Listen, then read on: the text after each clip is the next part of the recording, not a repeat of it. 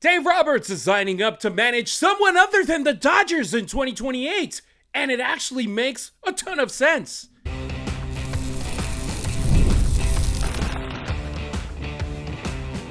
You are Locked On Dodgers, your daily Los Angeles Dodgers podcast. Part of the Locked On Podcast Network, your team every day. What's up, everybody? I'm Harry Ruiz. That's Travis Rogers, and it's time for Locked On Dodgers, part of the Locked On Podcast Network, now the #1 sports podcast network. On today's show, a bold midseason trade prediction that sends a familiar Nationals infielder to LA. Can anyone in the NL West realistically challenge the Dodgers this year? But first, Travis, Dave Roberts, Team USA, and why the Olympic dream actually makes a ton of sense.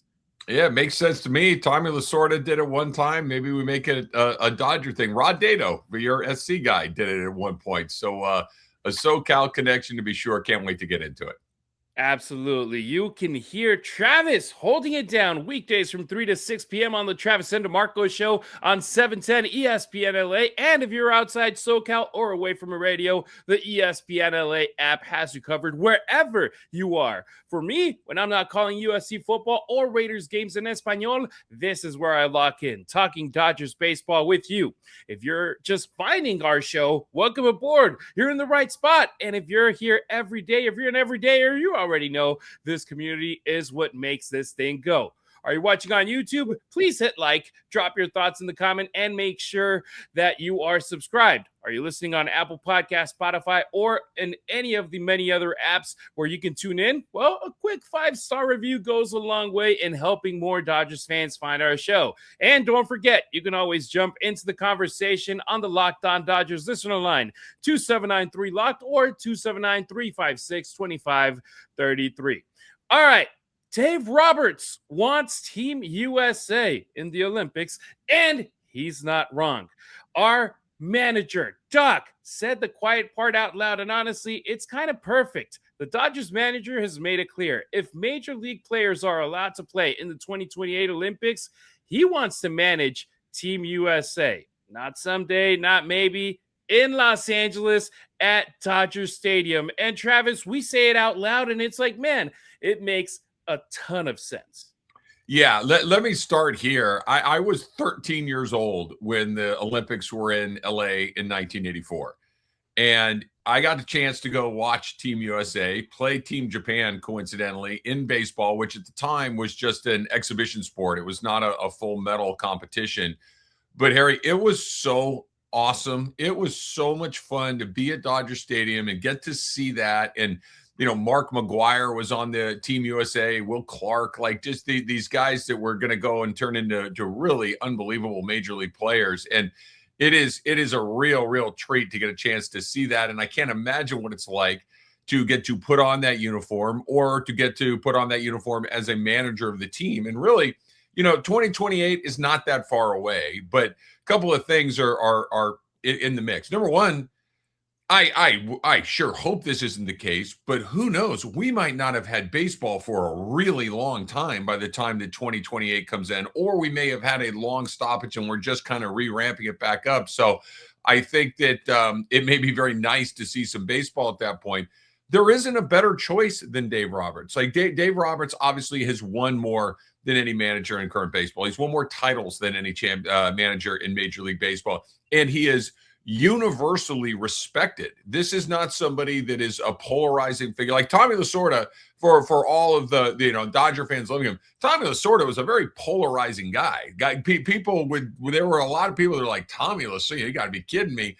But Dave Roberts really isn't like that at all. So I think he's a perfect choice, and I like that he said it out loud. You know, there's an old expression that I've learned from some of the guys that I've worked with on my radio show: a closed mouth doesn't get fed. You got to open up and say what you want. You got to let people know what you want. You can't wait for people to ask you. Sometimes you got to tell them what you're in for. And I love that he said it, and I hope that he gets it. And shout out to Dylan Hernandez and the brand new California Post, who got the exclusive and posted it yesterday. And I was like, man, definitely it's something where you look at the setting. The 2028 Olympics are in LA. Baseball will be played at Dodger Stadium. He's an LA guy. He's been managing the Dodgers for a decade. And Went to he's UCLA. He's a UCLA alum, and it's kind of ironic because right now both Travis and I are wearing USC colors. I got my Cardinal and gold Dodger hat, and I promise it's not intentionally. But man, if you were casting this like a movie, you would definitely write Dave Roberts into this script. I mean, immediately you look at the World Series that he has won with the Dodgers already, 3. He could be going in pretty much with a handful of World Series rings as a manager. You add one as a player, and it's like, man, this is amazing. And here's the deal, though, Travis. We got the World Baseball Classic this season, and there's some folks that don't know this, but Major League Baseball pretty much, they own the tournament. They're in charge of the tournament. That's their baby, and they're able to sell the rights to TV companies. They're able to work around it and have their players in it.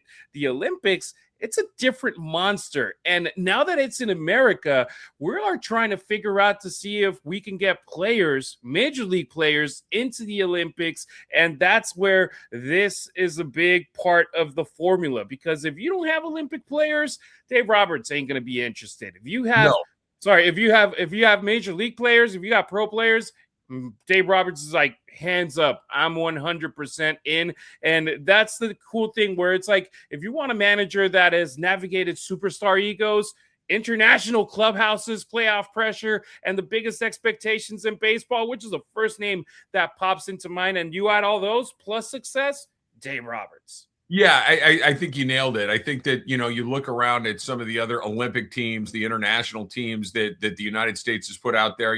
Basketball is really the first thing that comes to mind, and they don't mess around. They go out and they get Greg Popovich. They go out and they get Mike Krzyzewski. They go out and they get Steve Kerr. These guys that have won and won and won and won, because you mentioned it. You're going to get the very best players that your country has to offer, and these guys are very rich. They're very used to getting what they want. They're very used to kind of being, able to maybe not call the shots, but at least be participatory in making some of these shots, and being able to navigate ego, being able to navigate expectations, superstar expectations is not easy. And, the Dodgers are basically an Olympic team during the regular year. You got players from all over the place that are speaking a bunch of different languages. And obviously that would not be an issue on Team USA for the most part. But when you got to deal with Shohei Ohtani one day, you got to deal with Mookie Betts another day, you got Freddie Freeman over here, you got Will Smith, you got Clayton Kershaw. I mean, they don't get bigger stars than that. And Dave Roberts has navigated that about as seamlessly as you possibly could. So they're going to respect him. He's going to respect them. I think it's just an absolutely natural fit. The more I think about it, Harry, there really isn't a second choice. He really is the only person that you could slide in there and be like, yeah, go do your thing. And every single person in that clubhouse will listen to him because they know he's been through the biggest battles that there are. And no disrespect at all to Mark DeRosa, a former major leaguer, the manager for Team USA for his second consecutive World Baseball Classic. Yes, he was in the big leagues for a decade and a half, from 1998 all the way to 2013. But it's not the same thing. Which other managerial roles has DeRosa had in baseball? None.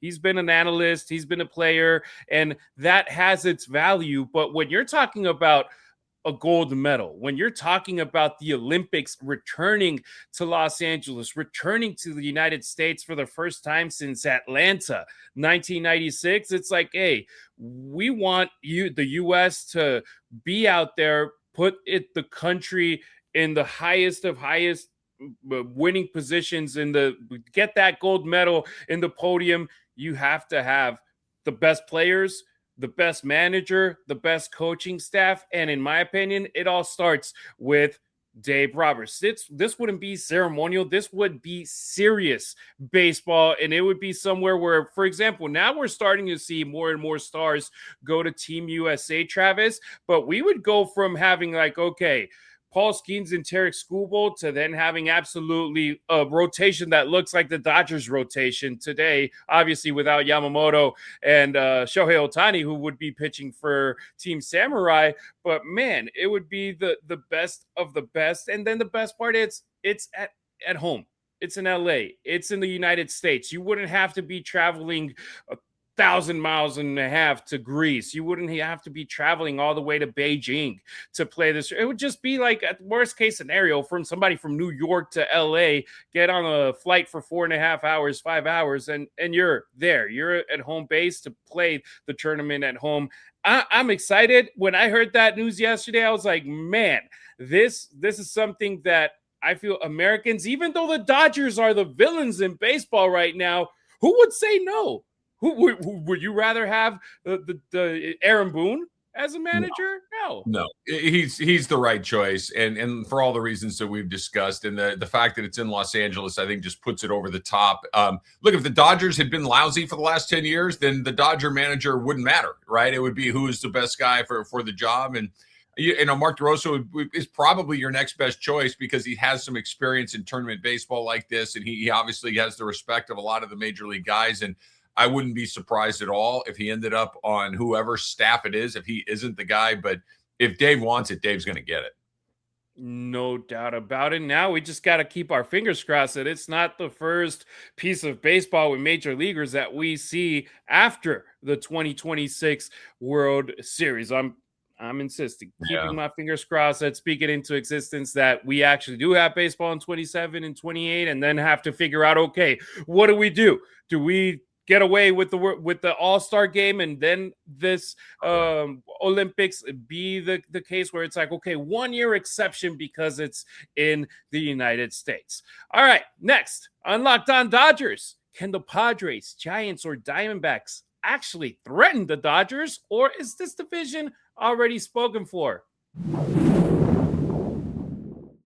It's the last call, sadly, for football on FanDuel. One final Sunday, one last kickoff, the final chance to get in on all of the action before the NFL season officially comes to a close. We're talking about Super Bowl 60, and FanDuel is making sure that you're right in the middle of it with a special offer just in time for making the biggest game of the year. So whether you are backing the favorite, Seattle, whether you are riding the underdog, the New England Patriots, are building one last same game parlay, this is the game that we've all been waiting for. This is where predictions turn into plays, stats turn into storylines, and every single snap feels bigger and bigger and bigger. It's the perfect way to cap off the season and make the Super Bowl even more exciting from kickoff to the final whistle. And if you're a new customer, bet just $5 and you're going to get $200 in bonus bets if you win that $5 bet. Make it count, because after the Super Bowl, we know what happens. The season is over. Last call for football on FanDuel, an official sportsbook partner of Super Bowl 60.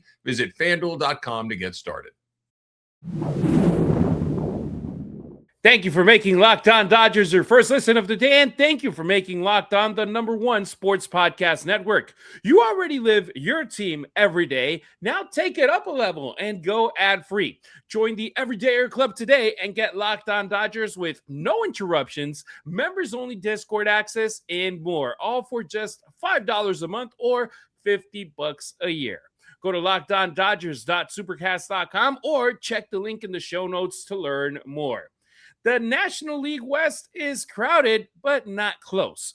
Here's the truth about the division in 2026. It's competitive, it's annoying, but at the end of the day, it's still not a problem for the Dodgers, because how many projection systems worth trusting have the Dodgers finishing anywhere but first? And honestly, that's not disrespect to the divisional opponents for the boys in blue. That's just math. You put payroll, talent depth, star power, rotation, you name it, but postseason baseball doesn't care about standings. So let's talk about the challengers, Travis, because you go last year, the Padres. San Diego is the obvious name because they've been the most annoying thorn in you-know-where recently for the Dodgers. But this version, they're a little bit thinner. They lost some frontline pitching. They dealt with injuries, and relying once again on A.J. Preller to manufacture arms out of thin air is a risky way to live. It is. I think the Preller part of it is the part that's the most interesting to me, because of all of the executives in Major League Baseball, he might be the most aggressive guy in all of baseball. You know, Andrew Friedman is probably right up there with him as far as going out there and acquiring talent, but Preller goes for it. And that's always interesting. And that cuts both ways, right? Because we've seen him go for it before and get guys like Manny Machado, or go out there and pick up, give Fernando Tatis a big deal. Go out and pick up some pitching along the way. But it also cuts the other way, where sometimes you'll make a big move and it doesn't really pay off. Think Xander Bogaerts and that kind of stuff, who has moments, but that deal is probably going to age pretty poorly. I think they are the second biggest threat to the Dodgers in that division. We've seen them hang around, linger. They get up to play the Dodgers every single year. I think most people do, but they seem to kick it to another level. They're a good team. They're not within spitting distance of just on a balance sheet of what the Dodgers are able to do. But I wouldn't be surprised if they were knocking around a playoff position, a wild card spot. I think that they're certainly good enough to do that. I don't think that they're as good as they were a year ago, but until you're out there playing, you're never really quite sure. Maybe Bogaerts has a big deal or a big year and bounces back. We'll see. The Padres, it feels to me like they had their shot in the last 2 or 3 years and they missed it. And quite frankly, I give them a lot of credit for going for it the way that they did, because it would have been very easy. The old line about San Diego is, you're boxed into the east by the desert, to the south by Mexico, to the west by the ocean, to the north by the Dodgers, that they really have a very small little area to kind of draw their fans from and everything. But you've seen them turn around and become a very difficult environment to play in, a very good team. And I respect the fact that they've gone after it the way they have. It just does feel like they missed their moment. And it feels like AJ Preller, the formula is the same year after year after year. Go for the big fish during the trade deadline. Go for Mason Miller last season. It doesn't work out. Now what are you going to do? So far in the offseason, they retained Michael King, 3-year deal. They signed KBO infielder Sungmun Song. They included bringing Mason Miller last year, and they might put him in there in the rotation instead of having him as a closer. So it's like, what different can this organization do than just doing the same thing year after year after year, where you're getting rid of your top prospects to get a big name player in the deadline, and then it doesn't make a difference because you can't make it as deep as the Dodgers do every season. They had the Dodgers against the ropes in 2024, and they couldn't take advantage of it in a bullpen game at Petco Park. So it's like, okay, if you can't do it then, how are you going to do it, and when are you going to do it? And I just feel like it's time for, okay, AJ Preller, he is known as the aggressive dealer. Man, it ain't working. I feel that they should go in a different direction, because it's like, they've been competitive. They're a wild card team, and it's tough to be like, okay, we're going to win the division that we're in it with the Dodgers. You haven't been able to do it. What else do you do different now? Yeah, I completely disagree with that. I look, they were a bad team for a long time. They're not a bad team anymore. They're a good team. That ballpark was empty for a long time. That ballpark's full now. People in San Diego are excited about that team. Not being able to get past the Dodgers is not a shameful event. That is not a get the heck out of town. The Dodgers are playing with a hand that is better than yours. The Dodgers should beat you. That they have pushed them the way that they have, I think, is really interesting. The Padre brand, I think, is stronger than it's been in a really long time. They're just running into King Kong. That is a tough knockout. I do think that perhaps the end is near for what they've been able to do, simply because Peter Seidler, their former owner, died, a year or so ago, and he was the one that was really driving it economically to try to get them to where they are right now. And now that, there's a little ownership uncertainty about who wants to do what and how aggressive they're going to be, I wouldn't be surprised to see some of that money peel off. But they went from somebody who was a joke to somebody who was pretty darn good, and it made the division more interesting. They weren't better than the Dodgers, but they certainly made it more interesting than they have in a very long time. And what I want to go to is like, okay, you've traded pretty much every top prospect. Yeah. Who is the biggest star for the San Diego Padres? It's a good question. Probably Machado or Tatis, right? I would think it's one of those two guys. So how did they end up with Tatis in their system? They ended up trading a player to the White Sox, and Tatis just landed on their laps. And it wasn't like, oh, hey, that's the biggest player they have, and they pretty much built him in their minor leagues. It's like, try to find players like that. Don't you go for Juan Soto and you trade everything for him. It doesn't work. He ends up signing with the Yankee, or going to the Yankees, going to the Mets. It's like Yeah. try to. I know that the aggressiveness works. Sorry. Yeah, I don't know if I would say it didn't. It didn't get him a World Series, which obviously, but that means that 29 teams had bad years. I don't subscribe to it like that. I think you need to have a team that tries to win. If you do win, great. But the Padres they've been trying to win for the better part of 10 years, which is very different than what they've done from the previous 50. No doubt about it. I just feel it's like, hey, they've tried the same formula now for half a decade. It hasn't worked.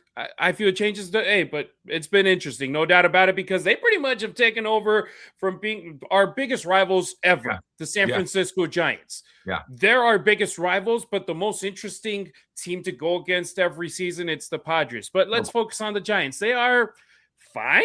They added depth. They got a little better, but they don't feel dangerous. It feels like the biggest move they did, Travis, was during the season last year, where they ended up getting Rafael Devers. And now it's the first time that we're going to see them with a full year with this player that they got from the Boston Red Sox. And they got a new manager who, it's a bold move from Buster Posey, who just brought him in from the college ranks. And it's like, hey, here you go. Your first experience in the big league. Let's see what you can do with this ball club. It's an there you go. This is a completely different way to do business than other teams. And now let's see if it works for them. Yeah, I'm fascinated by the Giants. I think the Giants are a really interesting team for the two reasons that you mentioned. Number one, Buster Posey has his hand on the wheel now, and I think he is taking a long-term approach to try to get this thing back to where it was when he was on the Giants and they won 3 World Series in 5 years, and trying to put the pieces in place so they can make a similar sort of run at this. So I think that is going to take some time. I don't think you're going to just see the Giants like that all of a sudden turn back into that team that might, win 100 games and push the Dodgers like that. I think that's number one. Number two is, and I'm really interested to see how this works, is the manager that they hired. Tony Vitello has no professional baseball experience as a manager to speak of, period, full stop. Like, he is a college baseball coach. This is in the environment that he is coming from. And we see it in football where a guy goes from coaching a football team at a high level to an NFL team. And it works to varying degrees. Sometimes it works well, sometimes it's a catastrophe, and you're never really quite sure. Baseball has very, very rarely tried to do this, where they've pulled from the college ranks and put them into the major league level. We've seen them kind of take college guys and move them through. Pat Murphy, the manager of the Milwaukee Brewers, is a former college coach at Notre Dame and ASU. He's obviously had a great deal of success, but this is really interesting. This will either be, wow, did they really find something? Or, wow, was that a catastrophe? I don't think there's a middle ground there, because coaching a 19, 20-year-old guy who kind of has to sort of do it your way if he wants to see the field, to coaching major leaguers is a very different animal. So I'm really interested in the Giants. I don't think that they're going to be a threat to win the division, but I think they're going to be really interesting. They added a pair of rotational pieces, and I think the biggest name so far that they've gotten, they got him yesterday on Monday, Harrison Bader from the Philadelphia Phillies as a free agent, a $20 million deal for 2 seasons. It's right now for them, Travis, it's like, okay, can they be respectable first and then scary later? This is definitely a long-term situation and not a win now team like the Padres are. All right, the Diamondbacks, if you're looking for theoretically a threat, it could be Arizona, because last year they were injured left and right, bullpen and in bullpen rotation and in their lineup. If they get healthy, if their pitching returns on schedule, if they stop underperforming relative to talent, that's a lot of ifs, but they're built for chaos in October. But step one is actually getting there. And I feel like you look at that squad and it could be one that could be a thorn in the side for LA.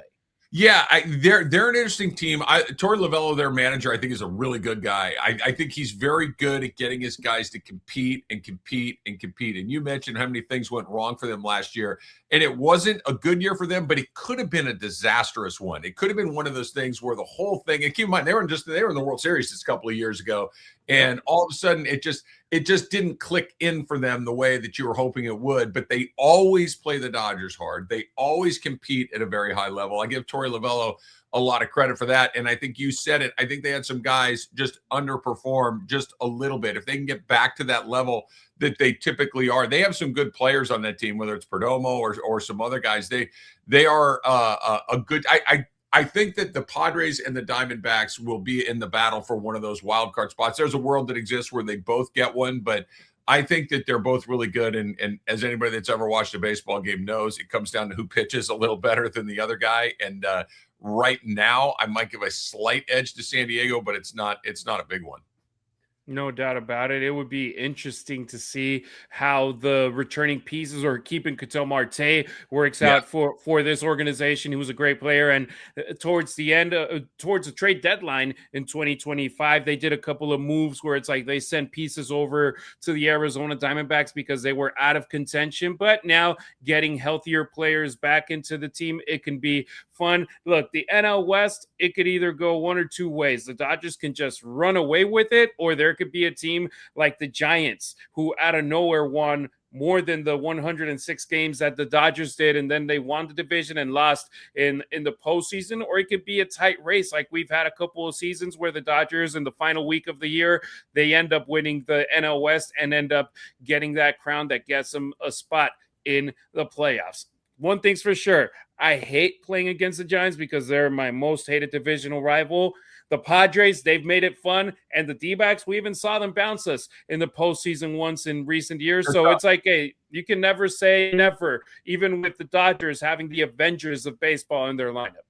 Yeah, no, those three teams probably could not put together a composite team that would match just the firepower that the Dodgers are going to roll out there, even if you put them all together. But that doesn't mean you can't have a great season. That doesn't mean that somebody can't put together a year where you do win, in the 90s, get in the playoffs. And that's what it is. The Dodgers are going to win the division. The Dodgers played like what last season during the regular season, and they still won the division. That's going to happen again. But you don't have to win the division to go to the playoffs. And I think that's what those other three teams are probably shooting for. Oh, yeah, and the Rockies are in it, too. They won 43 games last year, so they might win one more this season, which would be improvement. Yeah. True that. Yeah. All right, coming up on Locked On Dodgers, a wild trade prediction, midseason trade prediction, and haven't even started the season, sends a familiar Nationals infielder to L.A.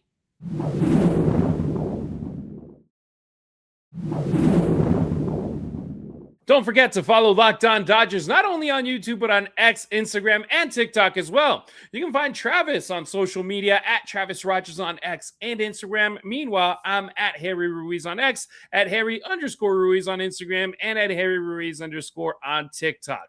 A way too early trade scenario involving the Dodgers. Let's finish today's show with some reckless speculation. Responsibly, of course. A bold prediction floating out there from the way too early predictions for the 2026 trade deadline from Tim Kelly of Bleacher Report has the Dodgers landing C.J. Abrams from the Nationals at the trade deadline. And before you roll your eyes, I could already hear it. Hear it out. Washington looks headed for another long season. They've already shown signs of a teardown, and heck, multiple teams have tried to already trade for C.J. Abrams during this offseason, and they weren't able to get a deal with anybody, including the San Francisco Giants. But the first sign of things going sideways, and Abrams becomes one of the most valuable, controllable infielders on the market because he's just 25 years old.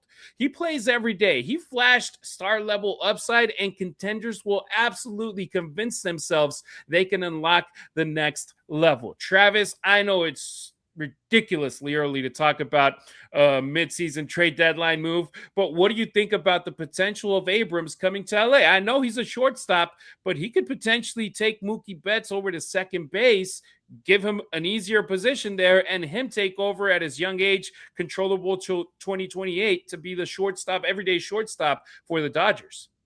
Yeah, it's interesting. Like you said, it's kind of a weird deal to be talking about this in January.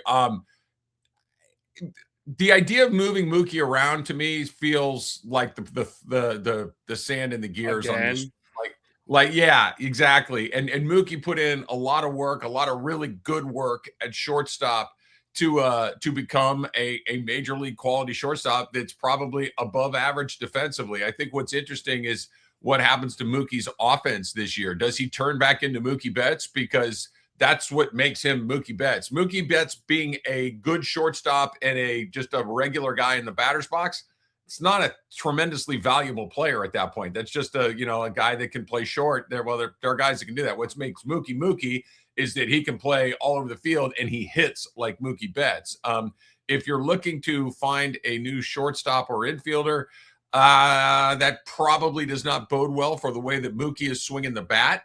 So that could have something to do with it. Abrams is a nice player. Anytime there's a good player that is rumored to be moving, the Dodgers name is always going to come up in it. But at this point, God only knows what they may actually need in June and July. It could be an infielder, it could be a catcher, it could be another outfielder, it could be a bullpen arm, it could be just about anything at this point. But I do like Abrams. I think he's a really nice player.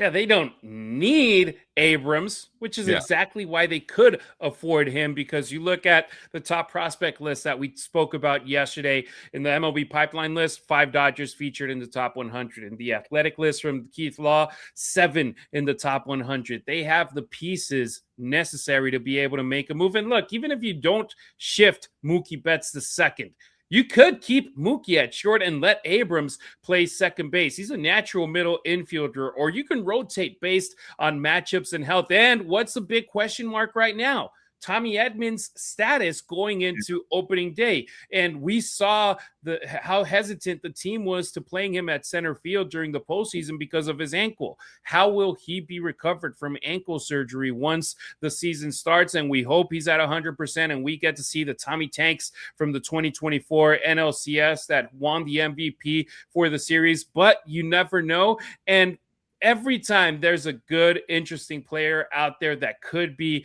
on the move in the market. And I saw the report that the Giants try to get him, that the Yankees try to get them, that multiple top-level teams try to get him, and they weren't able to strike a deal with the Nationals. I'm like, well, they probably didn't have the assets that the Nationals wanted. And who does have those type of players?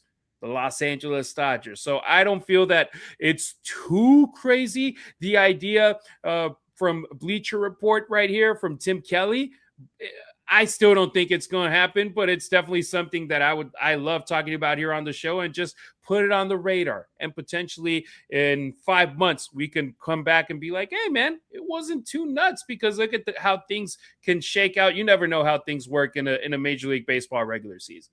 No, I mean, I don't know what's going to happen tomorrow, much less 5 months from now. So, yeah, we'll see. But you're right. I mean, anything or nothing is on the table, especially with the Dodgers.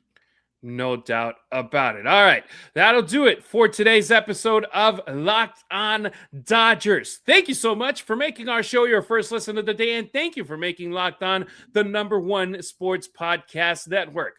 On tomorrow's show, we go back to our listener line. So if you're listening on Tuesday, head on over right now, 279-3-LOCKED or 279-356-2533. We already got a couple of texts and voicemails. We want more. Let us know your thoughts on what's going down with Dodger baseball. Do you think that somebody can actually give a fight in the National League West after what we spoke about from the Giants, the Padres, and the Diamondbacks in today's show? Travis, I feel like it's like, unless a catastrophe happens, it's the Dodgers division. Yeah, it's cool to have cool divisional opponents, and every once in a while get one where it's like, hey, man, it's September and the Dodgers ain't divisional champions anymore, or right now. Good luck with that. It's a wrap. Yeah, that was previous years. This year, man, the way the Dodgers are built, it's a wrap. That's quite frankly something I don't love. It's anti-competitive. It's a wrap, but they're going to win the division. It's just who finishes second, third, and fourth. It seems like that's the way. National League West, you're fighting for a wild card spot if you're not the LA Dodgers. So let us know. 279-3-LOCK, 279-356-2533 is the Locked On Dodgers listener line, and we're going to it tomorrow. If you never miss an episode, the Everyday Air Club is built for you. Get Locked On Dodgers ad free, plus members-only Discord access and more. Head to LockedOnDodgers.supercast.com to join the club. For those of you on video, we send you to the first ever 24/7 National Locked On Podcast Network YouTube channel. On audio, make sure your second listen is Locked On MLB. Travis and I appreciate you riding with us. Until next time, keep it real, keep it Dodger Blue.